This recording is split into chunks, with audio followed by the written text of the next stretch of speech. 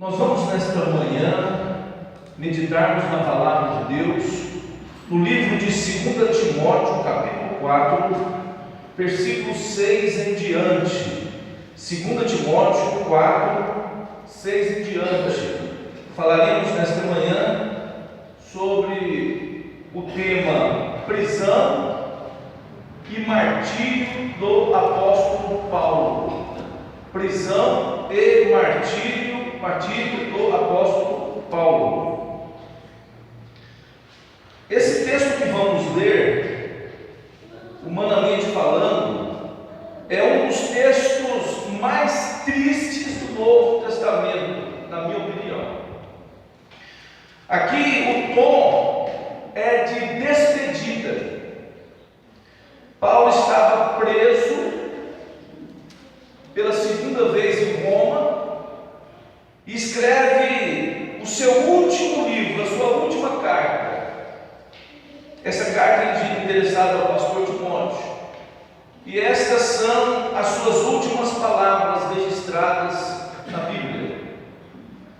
Mas, diferentemente das outras prisões que o apóstolo enfrentara no ministério, agora esta prisão era diferente, porque aqui ele está prestes a morrer sendo degolado. Está somente então aguardando o momento da sua execução. Contudo, deve-se notar no texto, mesmo citando momentos de lutas, de dificuldades, de abandono, de tristeza, de dor, nós vamos ver aqui o crente vitorioso. Paulo era vitorioso em Cristo, e ele, lá no final, ele diz no verso 18: a ele, Jesus Cristo, seja a glória pelos séculos dos séculos. Amém. Vamos ler a palavra do Senhor a partir do verso 6. Assim diz a palavra de Deus: quanto a mim, estou sendo oferecido por libação, e o tempo da minha partida é chegado. Combati o bom combate, completei a carreira, guardei a fé. Já agora, a coroa da justiça me está guardada, a qual o Senhor, reto juiz, me dará naquele dia, e não somente a mim, mas também a todos quantos amam a sua vinda. Procura vir ter comigo depressa, porque Demas, tendo amado o presente século, me abandonou, e se foi para Tessalônica. Crescente foi para a Galácia, Tito para a Dalmácia. Somente Lucas está comigo. Toma contigo a Marcos de Trásio, pois me é muito útil para o ministério. Quanto a Tíquico, mandei-o a Éfeso. Quando vieres, traze a capa que deixei em Troade, em casa de Carpo, bem como os livros, especialmente os pergaminhos. Alexandre, o latoeiro, causou-me muitos males. O Senhor lhe dará paga segundo as suas obras. Tu, guarda-te também dele, porque resistiu fortemente às nossas palavras. Na minha primeira defesa, ninguém foi a meu favor. Antes, todos me abandonaram. Que isso não me seja posto em conta. Mas o Senhor me assistiu e me revestiu de forças, para que por meu intermédio a pregação fosse plenamente cumprida e todos os gentios a ouvissem, e fui libertado da boca do leão. O Senhor me livrará também de toda obra maligna e me levará salvo para o seu reino celestial. A Ele glória pelos séculos dos séculos. Amém. Oremos. Santo e eterno Pai, fala aos nossos corações através da Tua palavra. Oh Jesus, tenha misericórdia de nós. Em nome de Jesus, meu Deus, oramos. Amém. Como eu disse, nós Esse finalzinho aqui me dói muito a alma. Esse finalzinho aqui me dói muito o coração. Paulo está registrando as suas últimas palavras de despedida. E aqui nós vamos ver então a prisão e o martírio do apóstolo Paulo. Olhando para o contexto aqui, quem era Paulo? Paulo foi um apóstolo de Jesus Cristo. O nome grego dele era Paulos. Era judeu da tribo de Benjamim. Seu nome judaico anterior era Saulo, em hebraico Saul. Ele era nascido em Tarso, a principal cidade da Sicília. Tarso era o centro intelectual do Oriente, onde existia ali uma famosa escola de filosofia. E é possível que nos seus primeiros anos de vida, ou antes de ir para Jerusalém, Paulo tivesse então contato com aquela influência da filosofia. Contudo, a sua educação foi judaica, foi caracteristicamente judaica. Por quê? Porque muito jovem, Paulo foi enviado para Jerusalém para receber a exatidão da lei judaica pelo rabino Gamaliel. Gamaliel era um dos mais notáveis mestres em Israel. Paulo foi instruído aos pés de Gamaliel. Com Gamaliel, Paulo aprendeu também as estreitas doutrinas do farisaísmo, sendo ele, conforme diz Gálatas 11:14, extremamente zeloso das tradições. Ele foi instruído para ser um fariseu. Paulo, antes de receber Jesus Cristo como seu Salvador, Paulo era um fariseu. Assim, Saulo, o nome anterior, como era conhecido na época, se tornou um feroz defensor das tradições judaicas. Tornou-se um fariseu zeloso. Consentiu na execução de um membro da igreja de Jerusalém, que foi Estevão. A palavra de Deus diz que ele estava ali presente, e aos pés dele foram colocadas as vestes daqueles que estavam então ali apedrejando, Assim, Saulo, como era conhecido na época, se tornou um feroz defensor do farisaísmo. Ele perseguiu os cristãos ferozmente, consentiu na execução de Estevão. Ele perseguia os crentes primitivos. Seu ódio era tamanho que ele arrastava as pessoas e chicoteava as pessoas e as encerrava no cárcere. Paulo perseguia os cristãos em Jerusalém, mas não estava tão satisfeito. Ele queria ir mais longe e assim pede carta para o sumo sacerdote, para que fosse enviado a Damasco, para ali então perseguir os crentes em Damasco. Seu desejo era exterminar os cristãos. A Bíblia diz que ele respirava ameaças de morte contra os discípulos de Jesus. E assim, perseguindo os discípulos de Jesus, Paulo estava perseguindo o próprio Jesus. Chegando em Damasco, Paulo tem uma experiência notável. Antes de entrar na cidade, por cerca do meio-dia, ele teve uma experiência com Jesus muito grande. Ele viu uma forte luz, e a Bíblia diz que ele caiu por terra, ficou cego 3 dias. Então ele entra na cidade, e ali Deus havia falado com Ananias, o qual ora por ele, e ele então recobra as suas vistas depois de jejum e oração. Paulo começa a pregar o evangelho ali em Damasco, mas há uma perseguição, e então ele precisa sair fugido. À noite eles descem ele no cesto pelo muro da cidade. Daí então nós vimos Paulo sendo perseguido, e de lá ele vai para a Arábia.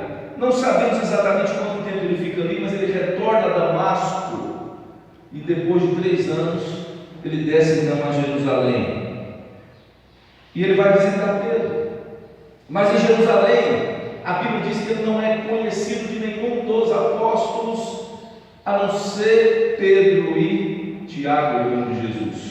Tiago certamente nessa época já era pastor da igreja de Jerusalém, e ali os irmãos têm medo de Paulo, porque o pessoal começa a pensar: puxa vida, o perseguidor, será que de fato agora ele converteu? Será que não é uma trama contra nós? E o povo então tinha pavor de Paulo. Na verdade, de Jerusalém, Paulo, ele é levado pelos irmãos, depois de pregar em Jerusalém, depois de ser perseguido em Jerusalém, os irmãos pegam ele e levam até Cesareia, que é uma cidade marítima, e de Cesareia os irmãos o encaminham para a sua cidade natal, Tarso. É bem verdade que Paulo fica ali em Tarso, a Bíblia não registra o que ele faz ali. Deus estava tratando Paulo.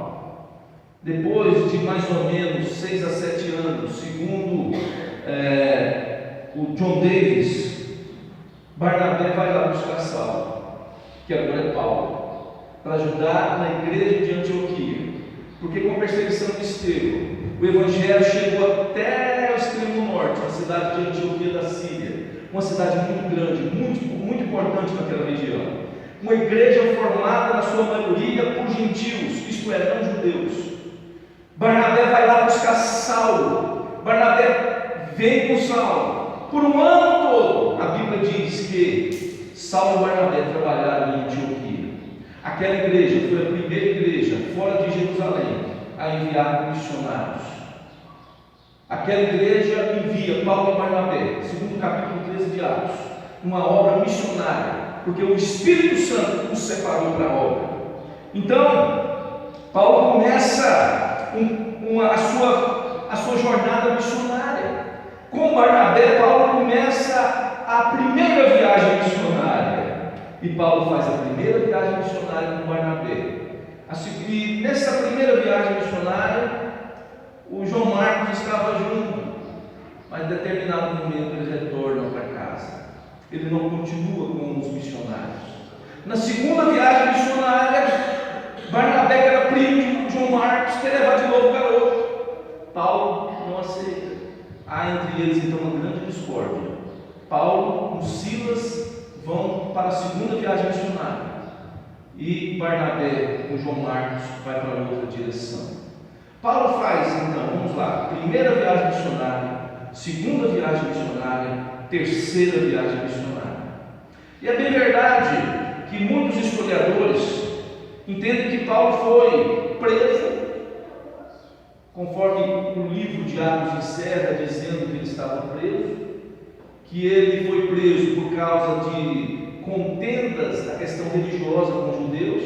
Ele é levado para Roma, lá ele fica preso na sua própria casa, e ele evangeliza toda a guarda pretoriana, isto é, toda aquela guarda do imperador, aquela guarda, aquela polícia de elite, vamos falar assim, aquela guarda de elite é evangelizada por Paulo.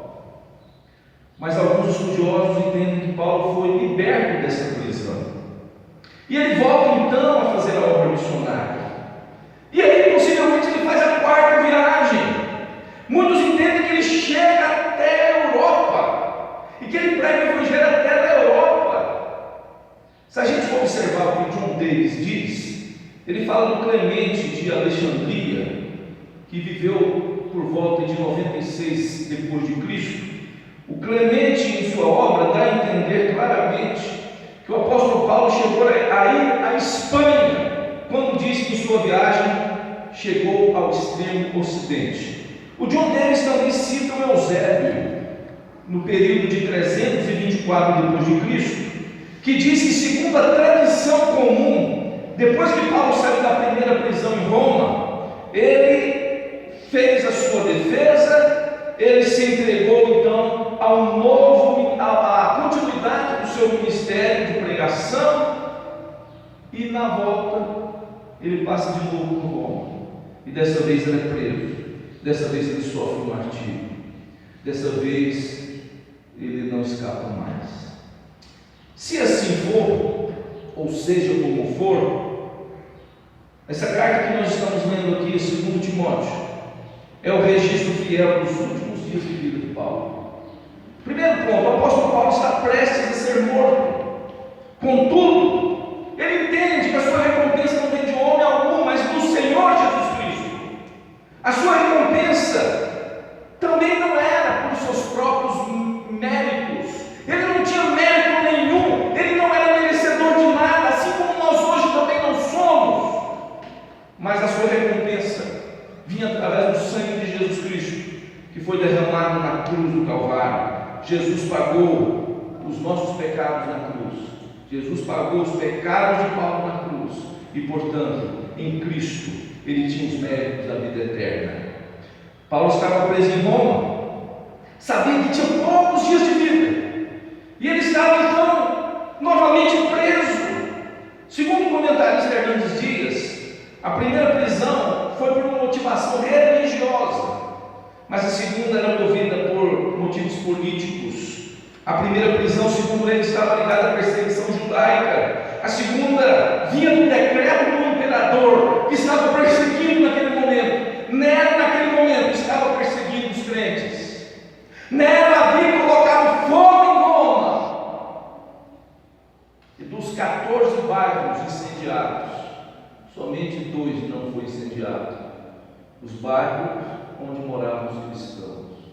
Isso foi motivo, segundo os historiadores, para que Nero culpasse os cristãos de incendiarem Roma. Paulo era um líder do cristianismo. Possivelmente, segundo Hernandes Dias e também outros comentaristas, Paulo foi preso acusado desse crime. E agora aqui, Paulo, o maior pregador de todos os tempos, o maior missionário, teólogo, plantador de igrejas, ele está numa masmorra fria. Ele está lá no fundo do buraco, vamos dizer assim, num lugar mal cheiroso, num lugar fedorento, abandonado, esquecido, cheio de cicatrizes, idoso, abandonado no corredor da morte, como diz o comentarista. O grande apóstolo dos gentios agora estava no calabouço romano, sem dinheiro, sem amigos, sem roupas para o inverno, passando frio, sofrendo as mais amargas tristezas da prisão. Como esse homem se sente? Mesmo sendo um grande servo de Deus, ele era gente. Paulo olha para o seu passado e a gente pode ver gratidão aqui. Ele diz lá no versículo 7: combati o bom combate, o meu passado foi vitorioso, eu combati o bom combate, completei a carreira, guardei a fé, eu não desisti do Evangelho.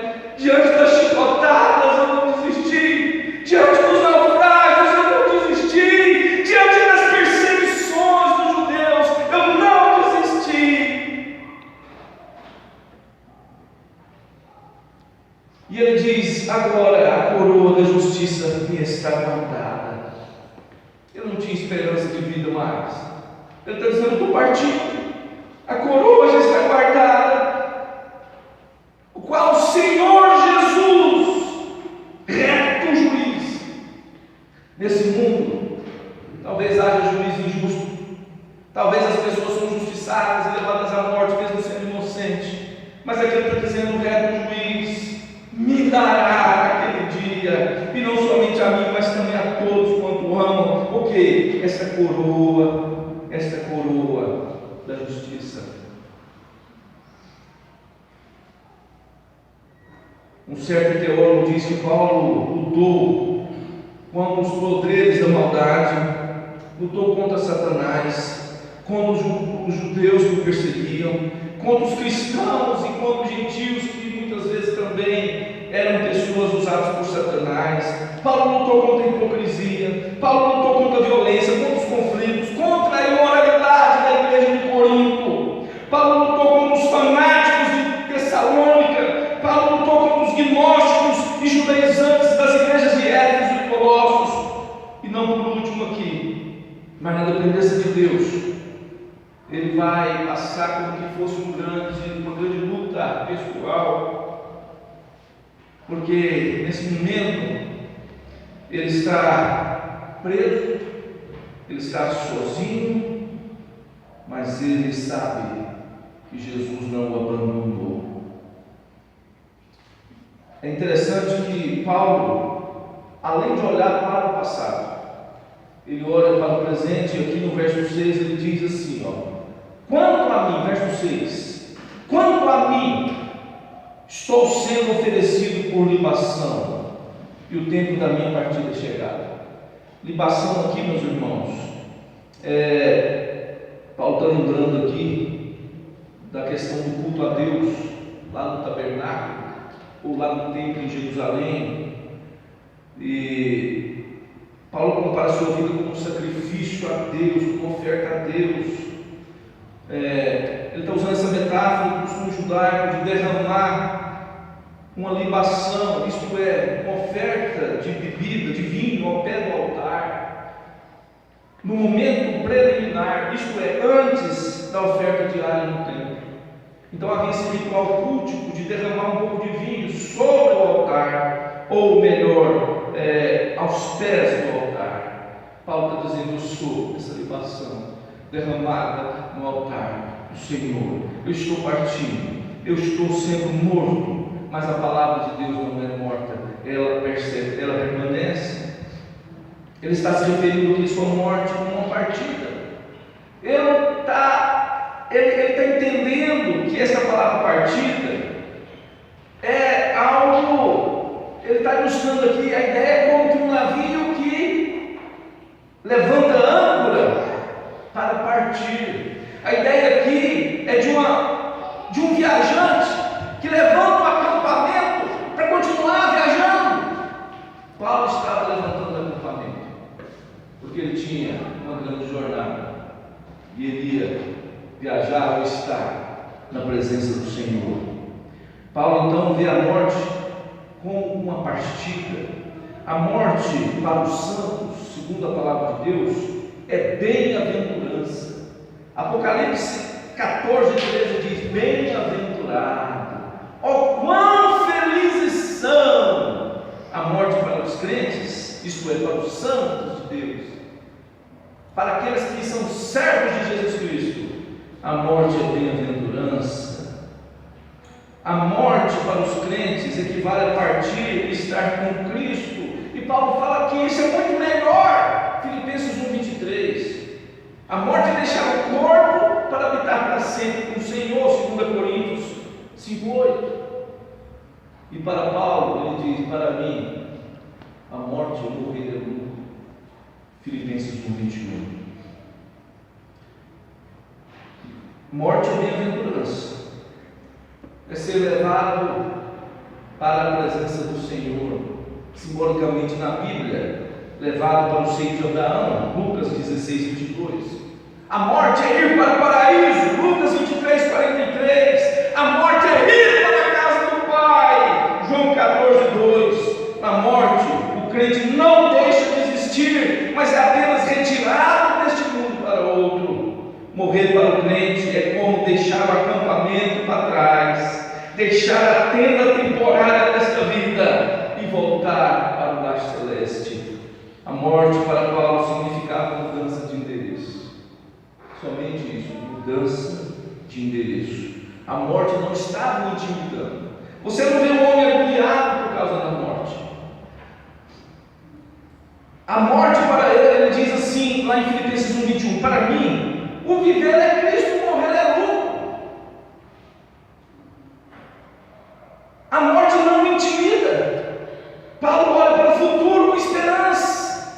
Já agora a coroa da justiça me está preparada, me está guardada. E quem vai me entregar é o Senhor, o justo juiz.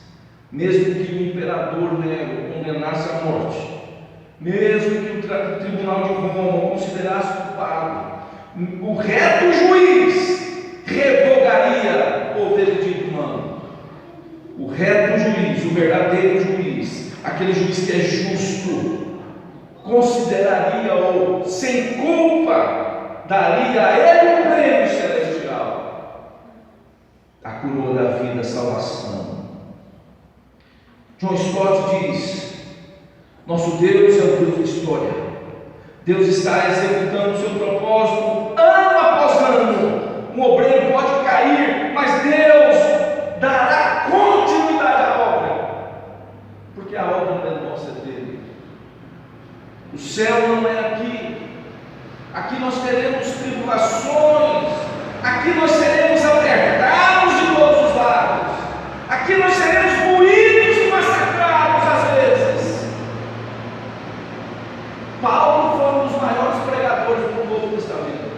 um dos maiores pregadores deste mundo.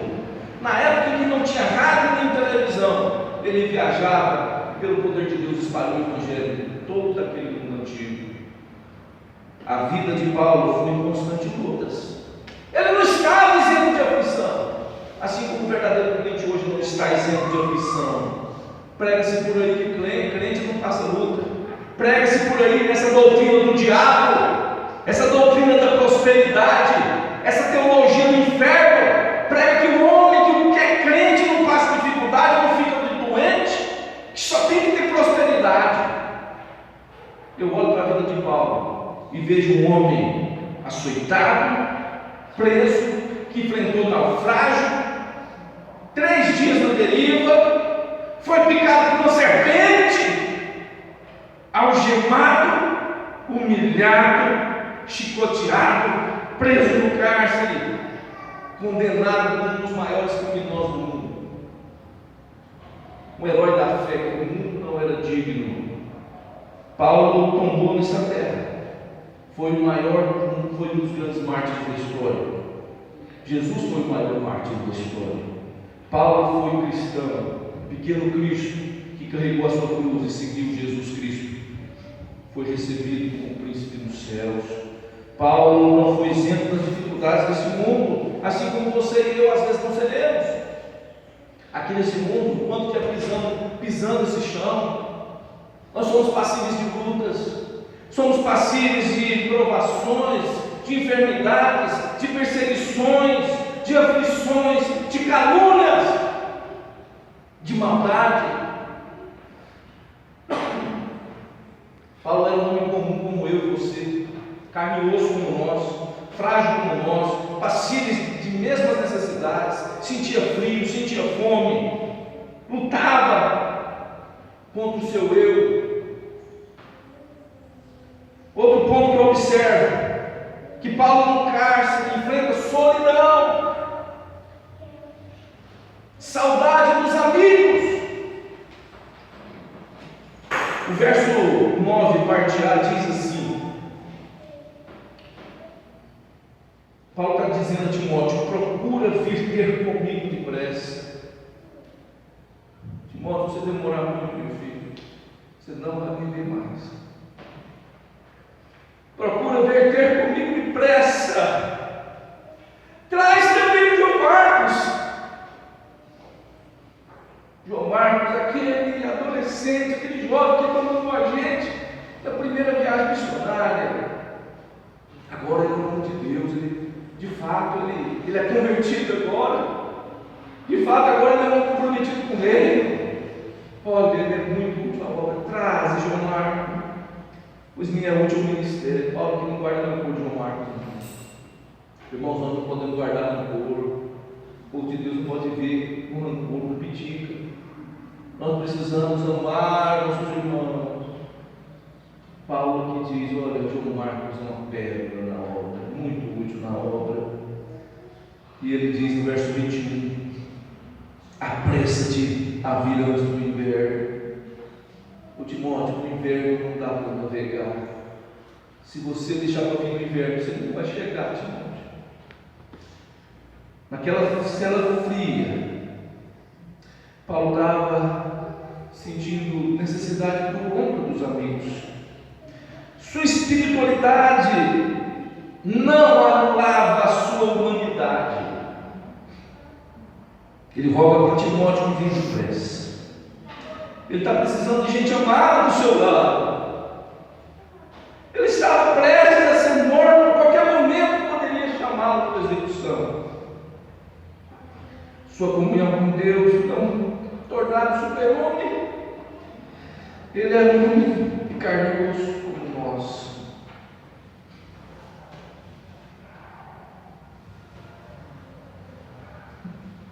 O apóstolo Paulo, no cárcere, enfrenta o abandono e privação.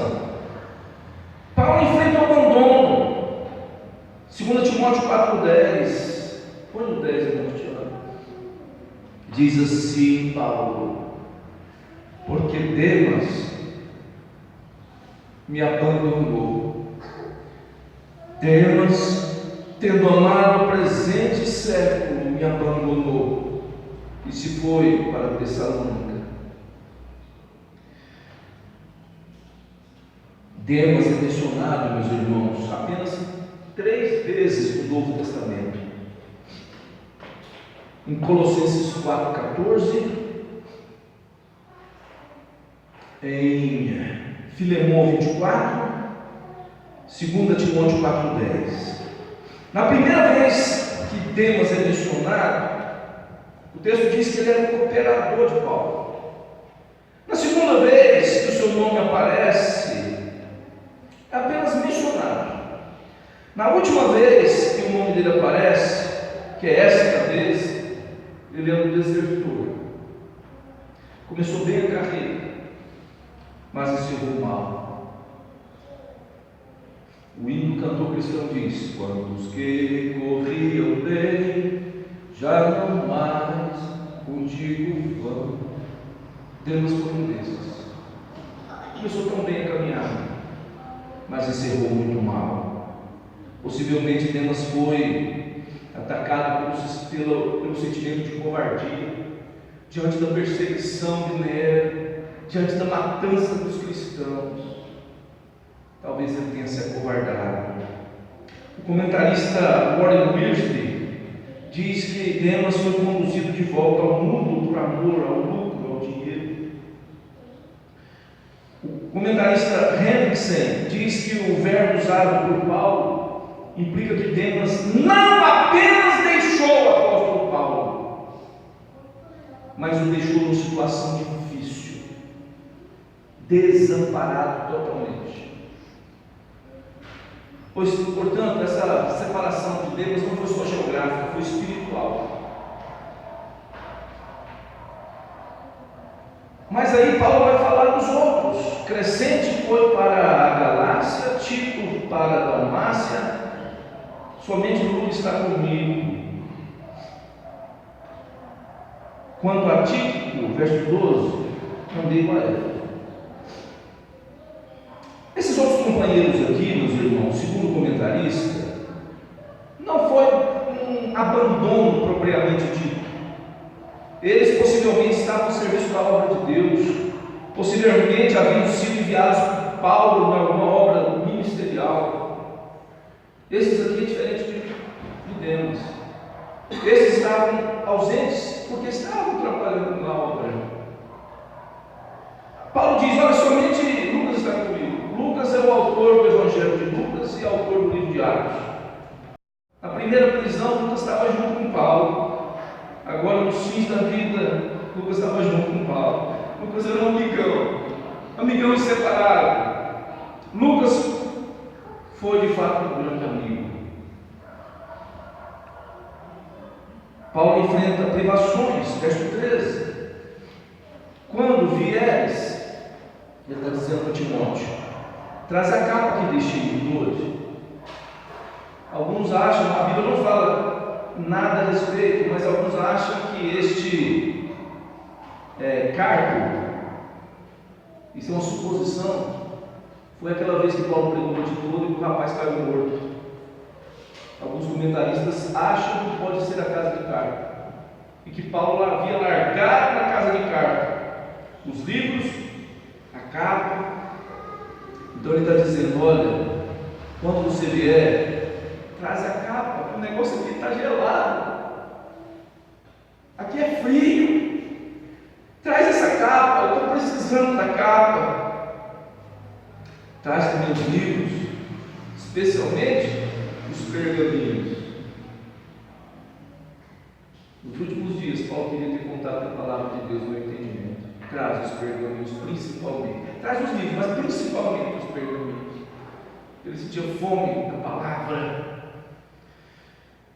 Ele precisava dos amigos, mas também precisava de ter as suas necessidades saciadas.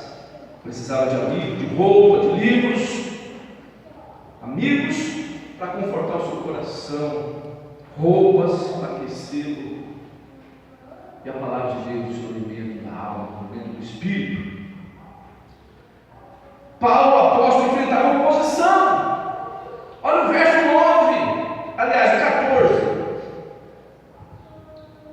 Alexandre, o latoeiro.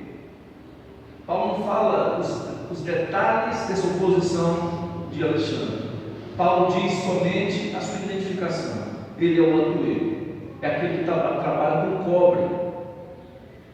Olha, aquele que trabalha com cobre. O Alexandre, o latoeiro, casou em muitos males. O Senhor lhe dará paga de suas obras. Quer dizer, eu coloco ele diante do justo juiz. Você, ô Timóteo, guarda-te também dele, porque resistiu fortemente às nossas palavras. Resistir à palavra do apóstolo era o mesmo que resistir às palavras de Cristo. Resistir à palavra do apóstolo, resistir ao apóstolo, era resistir a Cristo. Segundo o comentarista Hernandes Dias, ele cita William Berkeley. Ele diz que o William Berkeley lança luz sobre o assunto e ele justifica essa expressão causou-me muitos males. No original grego, segundo William Berkeley, a palavra é endeikinumi, que significa literalmente dar informação contra, ou dar informação contra uma pessoa. Desta forma, esses comentaristas entendem que possivelmente, a Bíblia não diz, mas os comentaristas entendem por causa da tradução do grego, da frase, que foi possivelmente o Alexandre do grego que entregou Paulo à prisão. Perseguiu o pregador, perseguiu a palavra. Esse Alexandre morava em Troade. Quando o Timóteo fosse passar em Troade para pegar a capa e os livros, ele está dizendo: cuidado desse homem, ele mora aí. Cuidado desse homem. Esse homem é inimigo da obra. Paulo enfrentou também a ingratidão. Versículo 16. Ele diz: na minha primeira defesa, ninguém foi ao meu favor. A igreja de Roma tinha muitos crentes. Talvez tivessem pessoas que poderiam ajudá-lo no tribunal. Talvez tivessem irmãos competentes no direito para ajudá-lo ou orientá-lo no tribunal. Mas ele está dizendo: ninguém foi a meu favor, todos me abandonaram. Ele está falando desses, ele está falando do grupo em si dos irmãos, mas desses que tinham condições de ajudar e não ajudaram. E quando os inimigos o julgavam, uma coisa importante no verso 17, olha o que ele diz lá: mas o Senhor, quando ele usa Senhor no Novo Testamento, é Jesus, mas o Senhor Jesus assistiu-me e fortaleceu-me, para que por mim fosse cumprida a pregação. Irmãos, diante da acusação, Paulo estava pregando, testemunhando o Evangelho, até no seu último momento no tribunal. Entendemos que Paulo pregou a palavra de Deus com poder. Ele estava sendo abandonado pelos irmãos, mas não por Jesus Cristo. Jesus Cristo deu assistência. Jesus Cristo estava com ele, ali do lado dele, dando-lhe força nesse momento difícil, para que ele não pudesse pregar a palavra de Deus aos oponentes. Que tipo de acusação pesava contra Paulo? Como eu disse, provavelmente a acusação fosse crime por estar ligado ao incêndio de Roma, ou por achar que ele estava ligado ao incêndio de Roma. O incêndio de Roma aconteceu no ano 64 depois de Cristo, quando um terrível incêndio, e os historiadores dizem que foi Nero que incendiou a cidade. Nero que pôs fogo na cidade. Nero era um louco. Enquanto a cidade queimava, ele tocava a sua harpa e cantava. Assim, como eu disse, 10 dos 14 bairros da cidade foram destruídos. Chamas vorazes, durou 6 dias e 7 noites o incêndio. Segundo alguns historiadores, o incêndio foi provocado pelo imperador Nero. Em seguida, o imperador deu sua culpa sobre os judeus e sobre os cristãos. Houve uma tamanha perseguição, diz o historiador. Faltou madeira para tantas pessoas que foram crucificadas e mortas. Segundo Hernandes Dias, a partir desse momento, a perseguição contra os cristãos tornou-se insana e sangrenta. Faltou madeira na época para fazer cruz, tamanha quantidade de gente que foi crucificada. Os crentes eram amarrados em postes e incendiados vivos. Outros, como o historiador Tácito, diz que muitos foram jogados nas arenas, enrolados em peles de animais, para serem devorados pelos cães famintos. Outros ainda lançados no picadeiro, para que todos enfurecidos os esmagassem e os pisoteassem. A loucura de Nero não foi mais longe, porque segundo o historiador, no ano 68, boa parte do império se rebelou contra ele. O Senado depois, e esse louco desesperado se suicidou. Diante da prisão, Paulo compareceu na sua primeira defesa, mas ninguém o ajudou. John Stott argumenta que esse Alexandre Batueiro falou com deliberada malícia contra Paulo. E aí, de fato, além de ser julgado, condenado à morte, foi abandonado pelos seus amigos. Último ponto. O apóstolo Paulo foi abandonado por homens, mas foi assistido por Deus. Mas o Senhor me assistiu e me revestiu de forças. Às vezes, meus irmãos, Deus nos livra da morte, mas outras vezes, como diz o comentarista, Deus nos livra através da morte.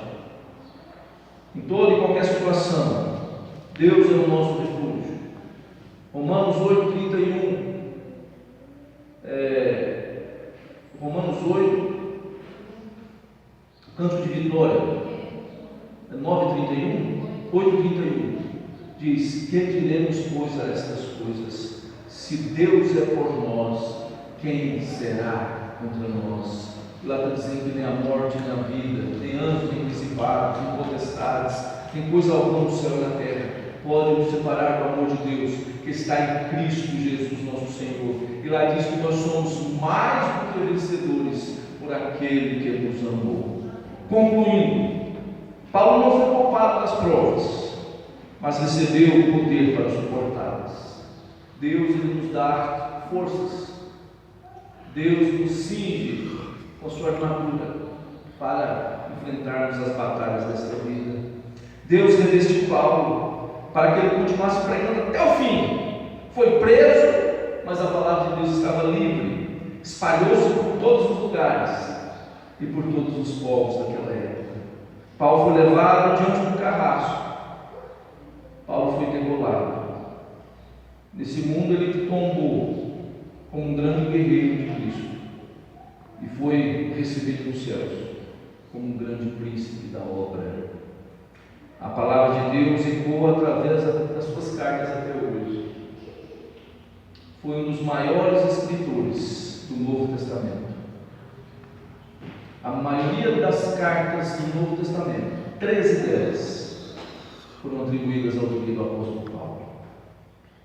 Paulo foi um servo de Deus e serve de exemplo para nós hoje. Cristo foi honrado na vida de Paulo. Cristo deve ser honrado na sua vida, quer seja na vida, quer seja na morte. Que Deus nos abençoe. Amém. Deus abençoe a todos.